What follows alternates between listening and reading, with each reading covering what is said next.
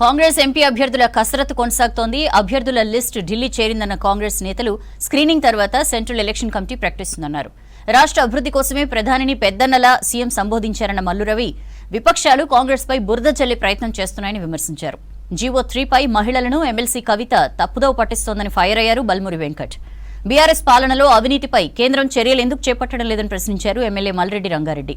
అటు BRS BSP పొత్తు ఊహించనిదేమీ కాదన్నారు సీనియర్ నేత అద్దంకి దయాకర్. లోక్సభ ఎన్నికలకు టైం దగ్గర పడుతుండటంతో అభ్యర్థుల ఎంపికపై కసరత్తు ముమ్మరం చేసింది కాంగ్రెస్. ఇప్పటికే 10 మందితో కూడిన లిస్టును ఢిల్లీ పంపారు. పీఈసీ స్క్రీనింగ్ కమిటీలలో 10 స్థానాలలోని అభ్యర్థులపై ఓ నిర్ణయానికి వచ్చినా పోటీ అధికంగా ఉన్న స్థానాలపై చర్చలు జరుగుతున్నట్లు పార్టీ నేతలు చెబుతున్నారు. మల్కాజ్గిరి నుంచి విజయశాంతి పేరు పరిశీలనలో ఉన్నట్టు తెలుస్తోంది. హైదరాబాద్, ఆదిలాబాద్ ఎంపీ స్థానాలకు బలమైన అభ్యర్థుల కోసం కాంగ్రెస్ కసరత్తు చేస్తోంది. నాగర్ కర్నూల్లో అభ్యర్థి ఎంపికపై చర్చలు జరుగుతుండగా వరంగల్ ఎంపీ సీటు కోసం దొమ్మాటి సాంబయ్య, రమగాళ్ల పరమేశ్వర్, సర్వే సత్యనారాయణ పోటీ పడుతున్నారు. భువనగిరి ఎంపీ స్థానం కోసం చామల కిరణ్ కుమార్ రెడ్డి, మంత్రి కోమటిరెడ్డి కుటుంబ సభ్యులు పోటీలో ఉన్నట్లు తెలుస్తోంది. చేవెళ్ల నుంచి సునీత మహేందర్ రెడ్డి పోటీ చేసే అవకాశం ఉంది. రాష్ట్ర అభివృద్ధిలో సహకారం కోసమే ప్రధాని మోదీని పెద్దన్నలా సీఎం రేవంత్ రెడ్డి సంబోధించారన్నారు ఢిల్లీలో రాష్ట్ర ప్రభుత్వ ప్రత్యేక ప్రతినిధి మల్లు రవి. బీజేపీ, బీఆర్ఎస్ లు కాంగ్రెస్ ను విమర్శించడమే లక్ష్యంగా పెట్టుకున్నాయన్నారు.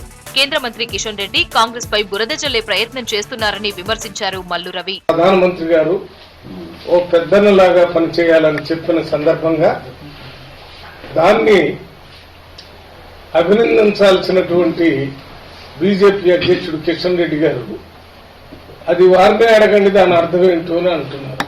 అంటే ఫెడరల్ వ్యవస్థకి వ్యతిరేకంగా మాట్లాడినట్టుగా నేను భావిస్తున్నాను. ఈ రాజ్యాంగ స్ఫూర్తిని కూడా ఒక్క ప్రశ్న చెప్పడాన్ని మేము తీవ్రంగా ఖండిస్తున్నాం. బీఆర్ఎస్ 10 ఏళ్ల పాలనలో అవినీతి, అక్రమాలపై కేంద్రం ఎందుకు దర్యాప్తు చేపట్టడం లేదని ప్రశ్నించారు కాంగ్రెస్ ఎమ్మెల్యే మల్రెడ్డి రంగారెడ్డి. కాళేశ్వరంలో తవ్విన కొద్దీ అవినీతి బయటపడుతుందన్నారు. ఢిల్లీ లిక్కర్ స్కామ్ లో బీఆర్ఎస్ ఎమ్మెల్సీ కవితపై ఎందుకు చర్యలు చేపట్టడం లేదని కేంద్రాన్ని ప్రశ్నించారు మల్రెడ్డి. లిక్కర్ స్కామ్ లో చాలా మందిని మీరు అరెస్ట్ చేసిండ్రు, అక్కడ ఉండేటువంటి మంత్రులను చేసిండ్రు, అక్కడ ఉండేటువంటి చాలా మంది నాయకులను చేసిండ్రు. మరి కవితను ఎందుకు చేయలేదు? దాని వెనుక ఏముంది?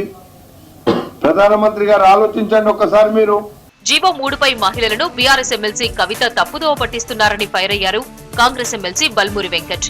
కవిత విమర్శలపై చర్చకు తాము సిద్ధంగా ఉన్నామన్నారు. ఇచ్చిన హామీలను ప్రభుత్వం అమలు చేస్తుంటే బీఆర్ఎస్ నేతలు తట్టుకోలేకపోతున్నారని విమర్శించారు వెంకట్. ఏ రోజు ఏ ఒక్క మహిళపై అత్యాచారం జరిగి మహిళలు చనిపోయిన సందర్భంలో కూడా ఆ కుటుంబాన్ని ఏ ఒక్క రోజు కూడా కవితకు పోయి పరామర్శించలే. నిన్న మీరు పెట్టింది జియో నెంబర్ 3 గురించి మాట్లాడడం జరిగింది. దానికంటే ముందు జియో నెంబర్ 35 పైన కూడా మీరు మాట్లాడారు. ఈ 2 జియోలను తీసుకొని వచ్చి ఏదైతే మా మహిళా సోదరి మనులకి ఉద్యోగాలు రాకుండా మేము మోసం చేస్తున్నామని చెప్పని.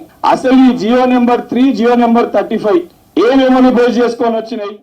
బీఆర్ఎస్ బీఎస్పీ పొత్తు ఊహించనిదేమీ కాదన్నారు కాంగ్రెస్ సీనియర్ నేత అద్దంకి దయాకర్. బీఆర్ఎస్ తో పొత్తు ఆర్ఎస్ ప్రవీణ్ కు ఇష్టం ఉన్నా లేకపోయినా బీఎస్పీ నేషనల్ పార్టీ కావడంతో అంగీకరించక తప్పదన్నారు. బీజేపీకి సాయంగానే బీఆర్ఎస్ బీఎస్పీ పనిచేస్తాయన్నారు అద్దంకి. ఆర్ఎస్ ప్రవీణ్ కుమార్ గారికి ఇష్టం ఉన్నా లేకపోయినా జాతీయ పార్టీ అవగాహన కాబట్టి డెఫినెట్ గా వారితో కలవాల్సిన పరిస్థితి వస్తుంది. ఆయనకి ఇది ప్రత్యేక పరిస్థితి అయినప్పటికీ కూడా బీఎస్పీ, బీజేపీ, బీఆర్ఎస్ ఇవి 3 కాంగ్రెస్ వ్యతిరేకంగా పనిచేస్తున్నవి అనేది ఎప్పటి నుంచో కాంగ్రెస్ పార్టీకి ఉన్న అవగాహన. దీనివల్ల పెద్ద రాజకీయంగా ఎలాంటి మార్పులు కాంగ్రెస్ పార్టీకి నష్టం కలిగించకపోయినప్పటికీ కూడా వాళ్ళంతా ఒకటే అని చెప్పడానికి ఈ సందర్భం ఉపయోగపడుతుంది.